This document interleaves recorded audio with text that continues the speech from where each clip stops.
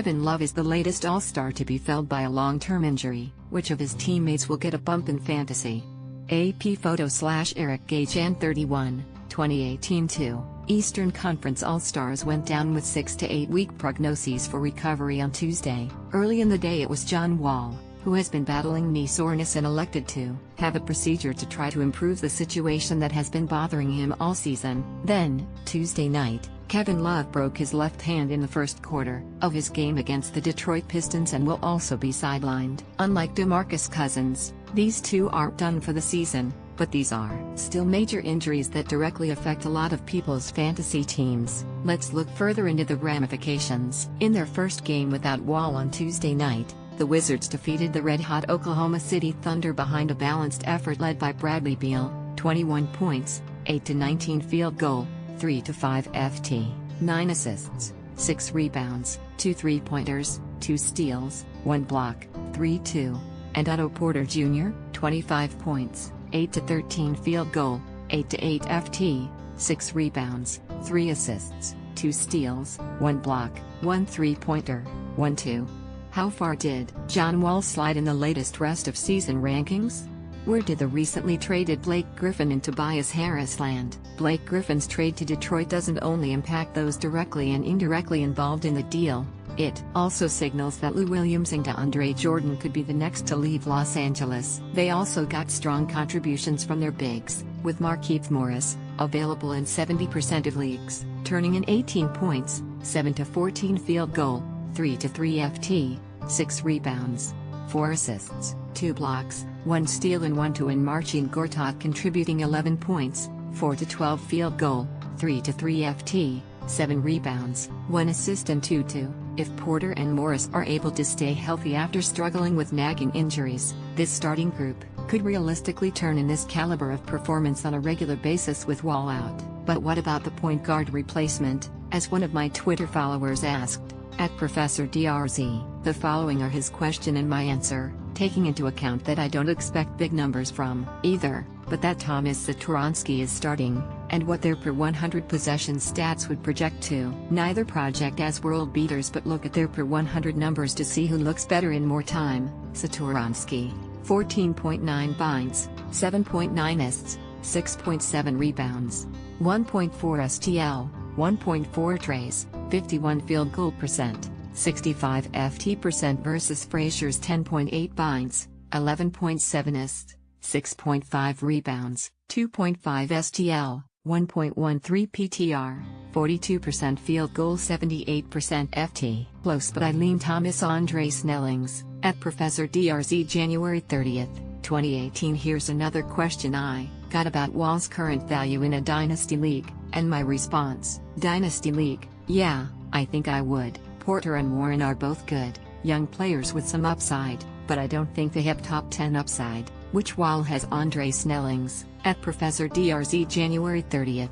2018. As for Love, he went down in the first quarter, so we also got a first look at what the Cleveland Cavaliers looked like without him. Love is a stretch big man who can volume score and rebound. Thus, theoretically, there are 3 Cavs players who most benefit from his absence: Channing Frye, Isaiah Thomas, and Tristan Thompson. Frye, available in 99.7% of leagues, takes on the stretch big responsibilities, and on Tuesday, he responded with 20 points, 6-9 field goal, 4-4 FT, 6 rebounds, 4 3-pointers and 2 blocks in 21 minutes off the bench. Thomas has been working himself into shape after his long injury absence, and much of his integration has been rocky. But on top of occupying the Kyrie Irving role for the Cavs, Thomas now has to step up even more as the No. 2 scoring option on the team after LeBron James. Thomas scored 19 points, 3-10 field goal, 12-13 FT, with 5 assists,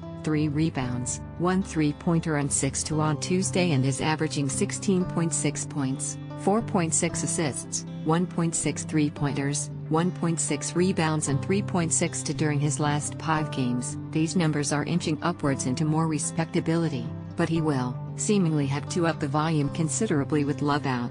Finally, Thompson, available in 82.4% of leagues, would seem to be the Cavs player who will be called on to fill the rebounding void. On Tuesday, he grabbed 10 rebounds with 8 points, 4 to 9 field goal, 1 assist in 1-2 in 27 minutes. This was his second double-digit rebound effort during his past 3 games, and he will seemingly need to increase that production in Love's absence. Big combo forwards like Jake Crowder, 27 minutes on Tuesday, and Jeff Green, 12 minutes on Tuesday, could also see larger roles moving forward, but that isn't guaranteed. Overall, absences from players like Wall or Love leave a big space that their teammates have to step up to fill. This leads to increased fantasy production opportunity all around on those teams. Tuesday recap box scores highlights. James Harden, Houston Rockets, 60 points, 19 to 30 field goal, 17 to 18 FT, 11 assists, 10 rebounds, 5 three-pointers, 4 steals,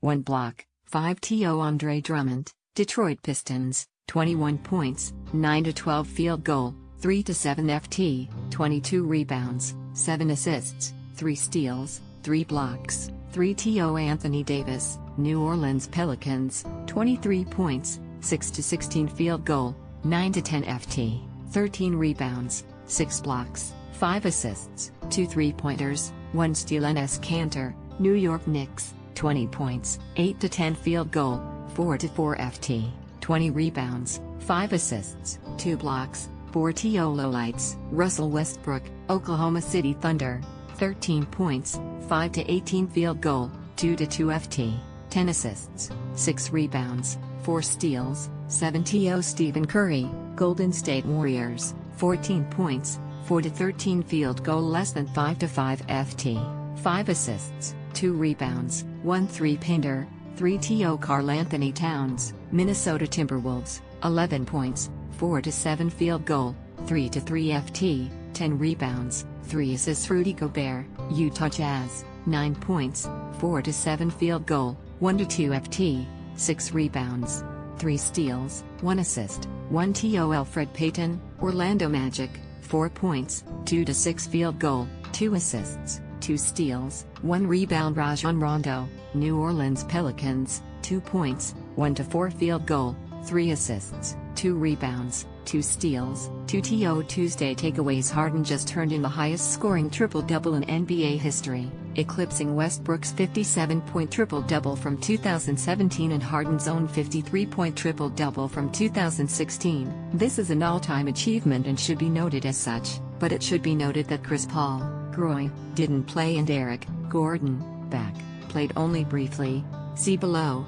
and when they both play, he is much less likely to have a huge game. Drummond had a big day, from news of the Blake Griffin trade to his elevation to All-Star, replacing the injured Wall, and he finished it off with a huge 2020 game that flirted with a triple-double. However, he was far from alone, as Stanley Johnson, available in 98.3% of leagues, chimed in with a monster 26 points, 10 to 21 field goal, 5 to 8 FT, 10 rebounds, 4 assists, 2 steals, 1 three-pointer and 1 block. Reggie Bullock, available in 94.7% of leagues, was good for 22 points, 9 to 15 field goal, 0 to 1 FT, 4 three-pointers, 2 rebounds and 2 assists. And Anthony Tolliver, available in 99.3% of leagues, went for 20 points, 6 to 9 field goal, 5 to 5 FT, 4 rebounds, 4 assists, 3 three-pointers, 2 steals and a block.